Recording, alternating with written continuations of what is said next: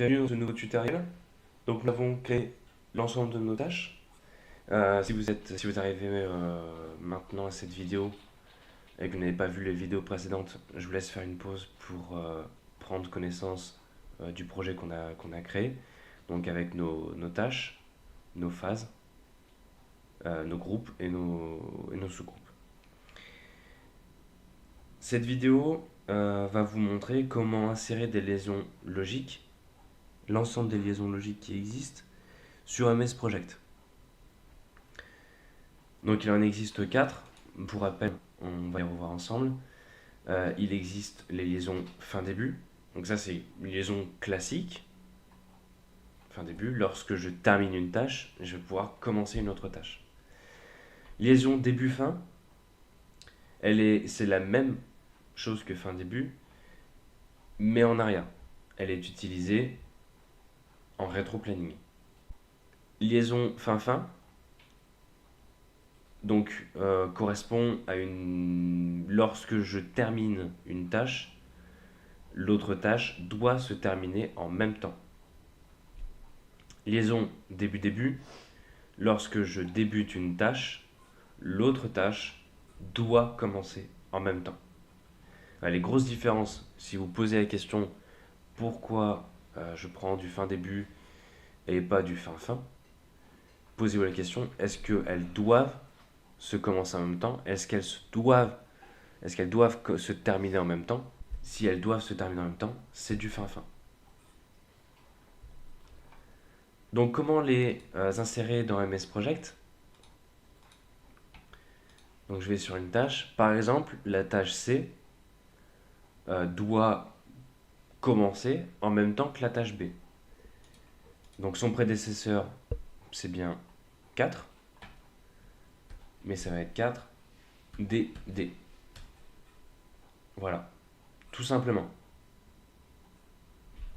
Chose que je ne vous ai pas expliqué depuis le début, à chaque fois qu'on vient importer des modifications, vous voyez ici j'ai apporté 4 DD, en bleu, très légèrement en bleu, MS Project donc colorie toutes les tâches qui ont été modifiées. Toutes les tâches qui ont été modifiées par l'action que vous venez de faire vont être caractérisées en bleu.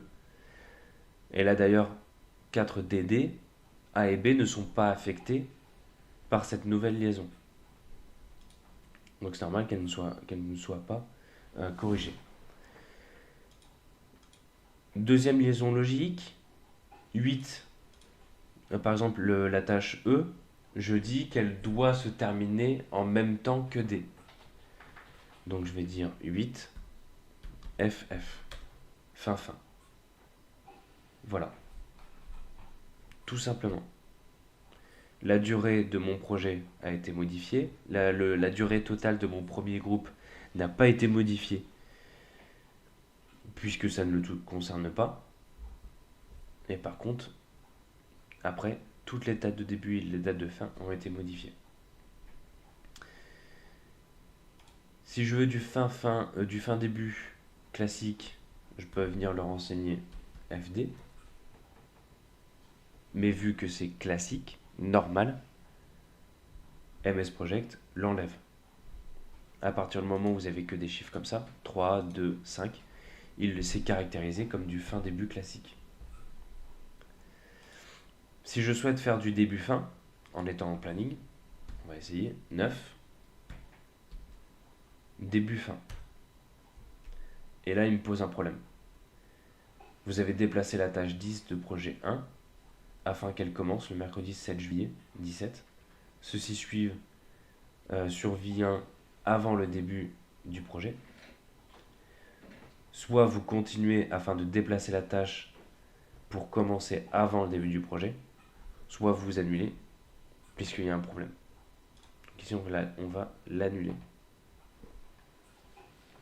Mais c'est tout à fait possible de faire du début-fin en étant en planning. Par exemple, celle-ci n'est pas du début-début, mais du début-fin. Hop, début-fin, voilà. Elle a bien été modifiée. Donc c'est tout à fait possible de faire du début-fin. Là où vous avez un problème, c'est si la tâche est beaucoup plus longue et vous allez devoir modifier la date de début du projet comme on l'a vu tout à l'heure. On va la remettre en début pour la suite de notre projet. Et on va laisser tel quel sur les liaisons logiques. C'est terminé pour ce tuto, donc sur les liaisons logiques. Dans le prochain tuto, nous verrons comment mettre en forme la partie droite, donc la partie Gantt de MS Project.